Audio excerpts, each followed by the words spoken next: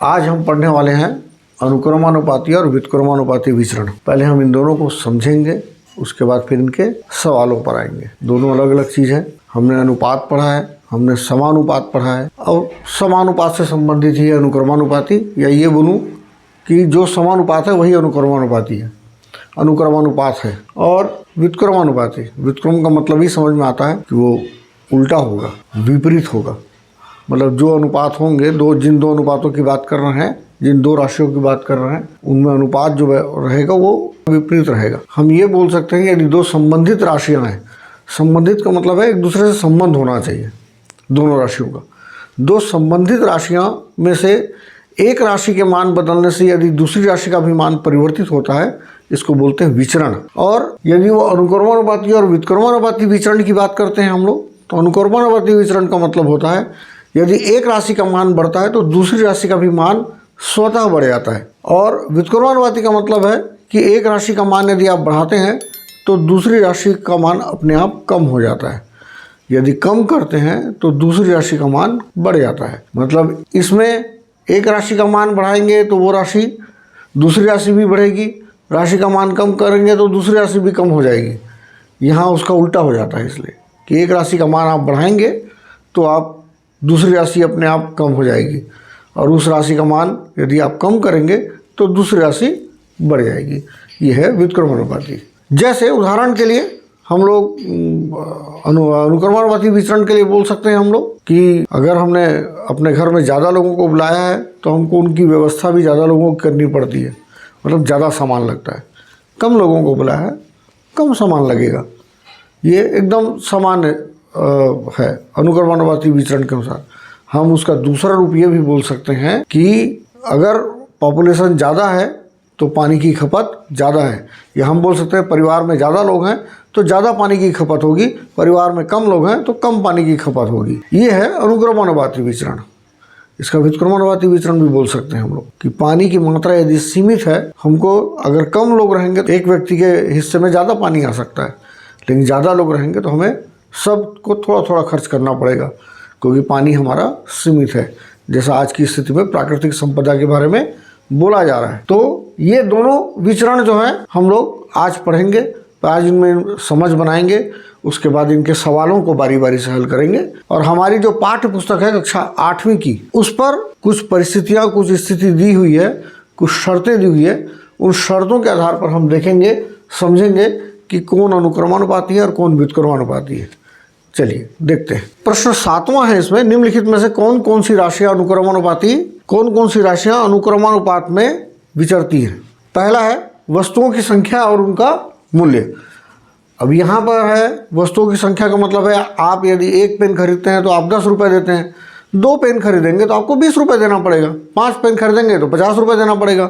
मतलब जैसे जैसे वस्तुओं की संख्या आप बढ़ाते जाएंगे आपको उनका मूल्य भी ज़्यादा देना पड़ेगा, आपको उसको उन सारी वस्तुओं के लिए आपको ज़्यादा पैसे देने पड़ेंगे। तो इस तरीके से हमने जैसे जैसे हम संख्या बढ़ाए एक वस्तु की, उनका मूल्य, उनका जो पूरा सारी वस्तुओं का जो मूल्य है वो भी बढ़ता गया। जैसे 2 पेन के लिए हमने 20 रुपये दिया है, 5 पेन के लिए हम 50 दे रहे हैं। तो ये एकदम अनुपात में, समानुपात में बढ़ता है वो। तो ये है अनुक्रमानुपाती विचरण का क्या बोलते हैं स्थिति। दूसरा है कक्षा 7वीं के गणित की किताबों की संख्या और उनका मूल्य। अब जैसे जैसे जितनी ज़्यादा किताबें आप खरीदेंगे उतने ज़्यादा पैसे आपको देने पड़ेंगे। यदि आप अपनी स्कूल के बच्चों के लिए, वैसे तो आजकल मुफ्त मिलती है, लेकिन यदि हम बच्चों के लिए 5 पुस्तक लेकर आएंगे और उनका मूल्य अगर 25 रुपये 30 रुपये है तो 30 पंचे 150 रुपये देना पड़ेगा। यदि 10 लाएंगे तो 30 धाम 300 रुपये हो जाएगा। तो इस तरीके से जैसे जैसे किताबों की संख्या, आप 1 लेने जाएंगे 30 रुपये में मिल जाएगी, आपको 2 लेने जाएंगे 60 रुपये में मिलेगी। तो जैसे जैसे आप किताबों की संख्या बढ़ाते जाएंगे आपको ज़्यादा पैसे हमको पे करने पड़ेंगे, हमको देने पड़ेंगे। तो इस तरीके से ये भी अनुक्रमानुपाती विचरण का है। तीसरा देख लेते हैं हम लोग, खेत का क्षेत्रफल और उसका मूल्य। क्षेत्रफल से मतलब ये हो गया कि खेत जितना बड़ा होगा उतना ज़्यादा पैसा हमको देना पड़ेगा। आप कम खेत ले रहे हैं तो आपको कम पैसा देना पड़ेगा। जैसे एक उदाहरण के लिए आप खेत के क्षेत्रफल को हम लोग एकड़ में भी लेते हैं और अधिकतर उसकी खरीदी बिक्री भी जो है वो एकड़ में ही होती है। तो यदि वो 1 एकड़ आप खरीदने जा रहे हैं, आपको 50,000 60,000 रुपये आपको देना पड़ रहा है। तो यदि आप 2 एकड़ खरीदने जाएंगे तो आपको 1,20,000 रुपये देना पड़ जाएगा। यदि 3 एकड़ खरीदने जाएंगे तो 1,80,000 देना पड़ेगा। मतलब आप जितना ज़्यादा खरीदेंगे, जितने ज़्यादा क्षेत्रफल का खेत खरीदेंगे, आपको उतने ज़्यादा पैसे देने पड़ेंगे। तो ये भी जो है अनुक्रमानुपाती विचरण है। एक का मात्रा बढ़ने से दूसरा भी अपने आप बढ़ जा रहा है, क्षेत्रफल बढ़ाने से मूल्य भी उसका बढ़ता जा रहा है। चौथा है दूध की लीटर में मात्रा और उनका मूल्य। मतलब आप आज की स्थिति में यदि हमारे यहाँ 1 लीटर दूध का मूल्य 50 रुपये है, तो 2 लीटर का आप लेने जाएंगे तो आपको 100 रुपये देना पड़ेगा। 3 लीटर लेने जाएंगे तो आपको 150 रुपये देना पड़ेगा। 4 लेने जाएंगे तो आपको 200 रुपये देना पड़ेगा। मतलब जैसे जैसे आप जितना ज़्यादा लीटर आप खरीदेंगे उतने ज़्यादा पैसे आपको दुकानदार को देने होंगे। तो ये भी दूध की मात्रा आप जैसे जैसे बढ़ा रहे हैं, आपको देने वाले पैसे की भी संख्या, पैसे की भी मात्रा जो है वो बढ़ रही है लगातार। तो बहुत सावधानी है, ये सब चीज़ें समझ में आनी चाहिए। कहीं कहीं पर अभी कठिन परिस्थिति आएगी तो आपको समझ में भी आएगा कि कुछ कन्फ्यूज़न भी हो जाता है, लेकिन अगर आप ध्यान से देखेंगे तो ये सब चीज़ें आसानी से समझ में आती है। एक और है श्रमिकों की संख्या और कार्य समाप्त होने वाले दिनों की संख्या। यहाँ समझने की ज़रूरत है कि यदि हमारा कार्य निश्चित है और हमारे पास मजदूर यदि कम है तो हमको ज़्यादा समय लगता है। यदि उतने ही कार्य को करने के लिए यदि आप ज़्यादा मजदूर लगा देंगे तो निश्चित रूप से आपका जो कार्य का समाप्त होने वाला जो समय है वो कम हो जाएगा। एक उदाहरण के लिए हमको एक कमरे की सफाई करनी है, अगर एक आदमी साफ़ करता है तो आपको ज़्यादा समय लग जाएगा उसको करने में, लेकिन हो सकता है 2 जने मिलेंगे तो दोनों आधा आधा करेंगे और वो काम कम समय में ख़त्म हो जाएगा। तो इसलिए श्रमिकों की संख्या और उसके कार्य समाप्त होने वाले दिनों की संख्या ये व्युत्क्रमानुपाती है। यदि आप श्रमिकों की संख्या आप बढ़ाते हैं तो काम जो है जल्दी ख़त्म हो जाएगा। हम अपने आसपास में देखते भी हैं कि कम मजदूर रहते हैं तो बहुत दिन तक काम चलता रहता है, ज़्यादा मजदूर लगा लिया जाता है तो वो जल्दी काम ख़त्म हो जाता है।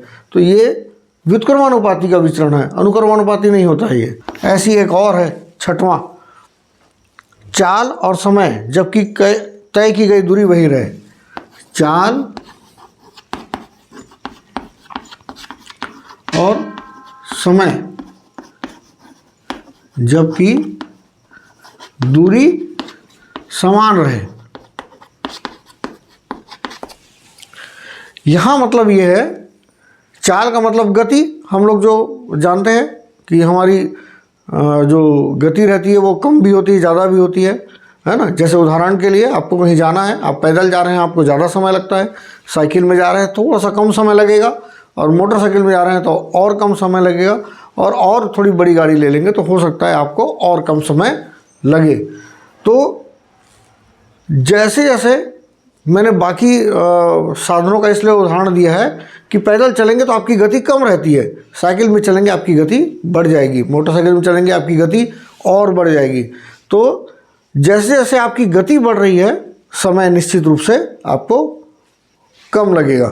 तो यहाँ भी व्युत्क्रमानुपाती हो गया। चाल यदि आपकी बढ़ रही है तो जो समय लग रहा है उस दूरी को तय करने में, दूरी समान है तो उस दूरी को तय करने में हम लोगों को समय जो है वो कम लगेगा। जैसे जैसे आप अपनी चाल, जैसे जैसे आप अपनी गति बढ़ाएंगे, आप पैदल चल के जा रहे हैं तो आपको ज़्यादा समय लगेगा, लेकिन आप दौड़ने लग जाएंगे तो आपको कम समय लगेगा। दौड़ के आप उतनी दूरी को जल्दी तय कर सकते हैं यदि आप दौड़ सकते हैं तो इस प्रकार से ये व्युत्क्रमानुपाती है। यहाँ पर अगर ये अनुक्रमानुपाती होता यदि हम दूरी बढ़ाते रहते, अर्थात कि आप एक निश्चित चाल से आप चल रहे हैं, अब यहाँ पर चाल को आप निश्चित कर दीजिए, और यदि 1 किलोमीटर चलने में आपको 10 मिनट लगता है तो 2 किलोमीटर चलने में आपको 20 मिनट लगेंगे, 3 किलोमीटर चलने में आपको 30 मिनट लगेंगे। मतलब चाल आपकी वही रहेगी। तो यहाँ पर चाल निश्चित हो गई। जैसे यहाँ इसके पहले वाले में हमारे में दूरी निश्चित हो गई थी, तो दूरी समान थी तो वो व्युत्क्रमानुपाती था, चाल समान हो गई तो वो अनुक्रमानुपाती हो गया, क्योंकि चाल अब निश्चित है। तो दूरी और समय जो है वो जितनी दूरी तय करोगे उतना अधिक समय लगेगा, कम दूरी करोगे कम समय लगेगा, तो वो अनुक्रमानुपाती हो जाता है। तो ये थोड़ा थोड़ा अंतर है। जैसे ये श्रमिकों की संख्या और कार्य समाप्त होने वाले दिनों की संख्या में हम बोल सकते हैं कि यहाँ पर भी ऐसा है, अगर कार्य निश्चित नहीं होता है कार्य भी अगर बदल सकता है तो हम तब यहाँ पर अनुक्रमणवादी वाली व्यवस्था कब होती है, स्थिति कब आती है कि ज़्यादा आदमी रहेंगे तो ज़्यादा काम करेंगे, कम आदमी रहेंगे तो कम काम करेंगे। जैसे हम सामान्यतः देखते हैं, है ना, कि अगर हमको अपने किसी चीज़ की पैदावार बढ़ानी हो या उत्पादन बढ़ाना हो तो हम ज़्यादा मजदूर लगाते हैं हमारे कारखानों में, तो हमारे यहाँ ज़्यादा पैदावार होती है। कम लगाते हैं कम बनाते हैं, कम पैदावार होगी कम उत्पादन होगा। तो इस तरीके से कुछ चीज़ें जो है वो स्थायी होनी निश्चित होती है, स्थिर होना निश्चित होती है, तब जाके इन शर्तों पर हम निर्भर करते हैं। तो ये सब थे, ये सब अनुक्रमणवादी वाले आपके पाठ में स्थितियाँ परिस्थितियाँ दी हुई थी जिन पर हम लोगों ने थोड़ी सी चर्चा करी है। ऐसे ही हम व्युत्क्रमानुपाती में भी देखने की कोशिश करते हैं कि उसमें कैसा दिया हुआ है। जैसे इसमें पहला है खरीदी गई पुस्तकों की संख्या और प्रत्येक पुस्तक की कीमत। अब यहाँ पर थोड़ा सा अंतर आ गया। देखिए यहाँ पर प्रत्येक पुस्तक की कीमत लिख दिया। अभी तक रहता था पुस्तकों की कीमत या पुस्तकों का मूल्य। अब यहाँ कहने का मतलब ये है कि यदि आप किसी वस्तु को ज़्यादा खरीदते हैं तो निश्चित रूप से उसका जो एक वस्तु का जो मूल्य होता है वो कम कर दिया जाता है दुकानदार द्वारा। तो ज़्यादा पुस्तक खरीदेंगे तो आपको एक पुस्तक की कीमत आपको कम देनी पड़ेगी।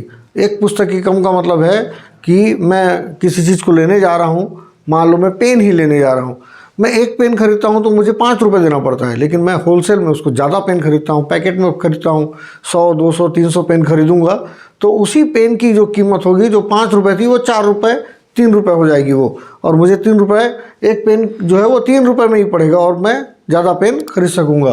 तो ज़्यादा पुस्तकों की संख्या रहेगी, ज़्यादा पुस्तकों की संख्या रहेगी तो उस एक पुस्तक की कीमत जो है वो निश्चित रूप से आपको कम पड़ेगी। आप एक पुस्तक खरीदने जाएंगे तो आपको ज़्यादा दाम देना पड़ेगा, ज़्यादा पुस्तकें खरीदेंगे तो आपको उस एक पुस्तक का दाम जो है वो आपको कम पड़ेगा। ये है व्युत्क्रमानुपाती विचरण। इसी में दूसरा देखते हैं। दूसरा है बस द्वारा तय की गई दूरी और खपत पेट्रोल की कीमत, मतलब कितने रुपए का पेट्रोल वो खपत करेगा। अब यहाँ तो हमको मालूम है कि हमको जितनी ज़्यादा दूरी तय करेंगे हम लोग उतना हमको ज़्यादा पेट्रोल लगेगा। आपकी गाड़ी में यदि पेट्रोल नहीं है तो आप दूरी तय नहीं कर पाएंगे। तो हम देखते हैं हमको कहीं दूर जाना होता है तो हम गाड़ी में पेट्रोल भर लेते हैं और फिर जाते हैं, क्योंकि हमको मालूम है कि हमको ज़्यादा दूर तक जाना है तो ज़्यादा पेट्रोल की ज़रूरत पड़ती है। कम दूरी जाना है तो आपको कम पेट्रोल की ज़रूरत पड़ेगी। तो ये जो है अनुक्रमानुपाती विचरण हो गया। ये पहला वाला व्युत्क्रमानुपाती था, दूसरा वाला अनुक्रमानुपाती विचरण हो गया। इसको बहुत ध्यान से समझना है, क्योंकि इसको आप समझ लेंगे तभी आप आगे के सवाल आप जो है वो बना सकेंगे। तीसरा है साइकिल द्वारा किसी निश्चित दूरी को पार करने में लगा समय और उसकी चाल। ये बोल सकते हैं साइकिल की चाल और उसकी तय की गई दूरी में लगा समय। जैसा बोला था कि दूरी आप यदि निश्चित कर देते हैं तो यदि आपकी चाल बढ़ेगी तो आपको समय जो है कम लगेगा, और आप चाल धीरे कर देंगे, कम कर देंगे तो आपको समय ज़्यादा लगेगा। हम तेज़ चलेंगे तो हमको कम समय लगता है उतनी ही दूरी तय करने में, और यदि हम धीरे धीरे चलेंगे, आराम से चलेंगे तो हमको थोड़ा सा ज़्यादा समय लग जाता है। तो ये व्युत्क्रमानुपाती हो गया, चाल और समय। चाल बढ़ेगा समय कम होगा, चाल कम होगी समय बढ़ता जाएगा। ये होता है व्युत्क्रमानुपाती विचरण। ये चौथे वाले में बोल रहा है एक पुल बनाने में लगे मजदूरों की संख्या और लगने वाला समय। जैसा मैंने पहले बोला था, काम यदि आप निश्चित कर देते हैं, काम स्थिर हो गया, तो जो मजदूरों की संख्या है और समय है ये व्युत्क्रमानुपाती हो जाएगी। क्योंकि एक पुल का मतलब है एक काम है वो है पुल बनाना, वो भी एक पुल बनाना। अब एक पुल बनाना है, ज़्यादा लोग काम करेंगे तो वो समय कम लगेगा, तो ये भी व्युत्क्रमानुपाती हो गया। पांचवा है अब है छात्रों की संख्या और प्रति छात्र मिठाई जो उनको मिलेगी। यदि मिठाई 40 किलोग्राम है, मतलब मिठाई निश्चित हो गई है। अब यदि कम बच्चे आएंगे आपके यहाँ तो आप ज़्यादा दे सकते हैं बच्चों को, हर बच्चे को आप ज़्यादा दे सकते हैं। यदि ज़्यादा लोग आ जाएंगे तो चूँकि मिठाई निश्चित है उतनी ही मिठाई को आपको सबको बराबर बांटना पड़ेगा। तो ये इसलिए व्युत्क्रमानुपाती हो जा रहा है कि छात्रों की संख्या यदि ज़्यादा होगी तो एक बच्चे को जो मिठाई मिलेगी प्रति छात्र मिठाई, मतलब एक छात्र को जो मिठाई मिलेगी वो कम हो जाएगी। और यदि छात्रों की संख्या कम होगी तो मिठाई आप एक बच्चे को जो है मिठाई हम ज़्यादा दे सकते हैं। तो ये व्युत्क्रमानुपाती विचरण है। इसको दूसरे रूप में हम ये देख सकते हैं कि हमारे पास एक थाली में खाना है, एक आदमी खाएगा तो वो पूरा खाना खा सकता है। यदि दो आदमी उसी थाली को दो आदमी खाने लगेंगे, दोनों को आधी आधी थाली बांटनी पड़ जाएगी। 3 आदमी हो जाएंगे तो और थोड़ा थोड़ा कम मिलेगा, 4 हो जाएगा तो और कम मिलेगा। तो जैसे जैसे आदमियों की संख्या बढ़ती जाएगी, वो जो खाना एक जन को मिलने वाला है वो कम पड़ता जाएगा, क्योंकि खाना निश्चित है। तो इसलिए यहाँ भी मिठाई निश्चित थी, इसलिए ये व्युत्क्रमानुपाती विचरण है। 6वां है मजदूरी और कार्य के घंटे। अब ये तो एकदम बहुत सामान्य सा चीज़ है कि कोई व्यक्ति यदि एक ही 2 घंटा काम करेगा तो हम उसको दिन भर की मजदूरी नहीं देना चाहेंगे, ना देंगे। तो यदि वो 2 घंटे काम करता है तो उसको 2 घंटे की मजदूरी मिलेगी। यदि वो 6 घंटे काम करेगा तो उसको 6 घंटे की मजदूरी मिलेगी। यदि वो 8 घंटे काम करेगा तो 8 घंटे की मजदूरी मिलेगी।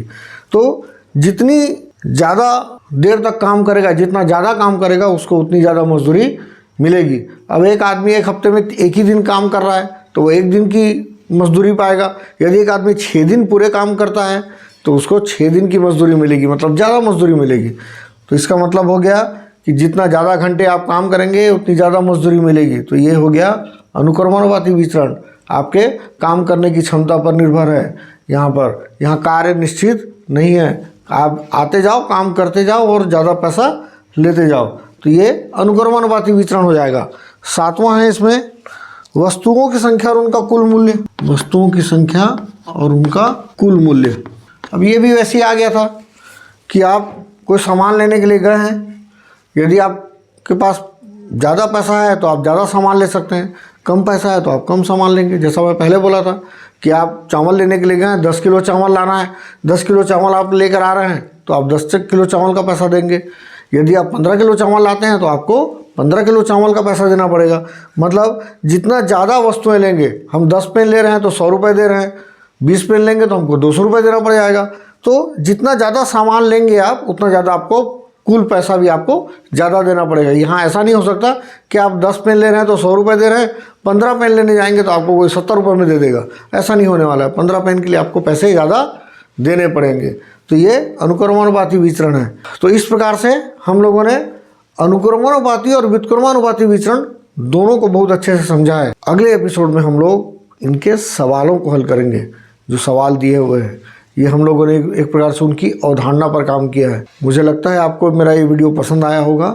मैं एक साथ अगर पूरा बनाऊंगा तो मेरा वीडियो ज़्यादा लंबा हो जाएगा, इसलिए मैं उसको पार्ट पार्ट में बनाने की कोशिश कर रहा हूँ। मेरा वीडियो आपको ज़रूर पसंद आया होगा। यदि पसंद आया है तो ज़रूर लाइक करिए, कमेंट करिए, शेयर करिए बच्चों के पास में, आपके साथी शिक्षकों के पास में। धन्यवाद।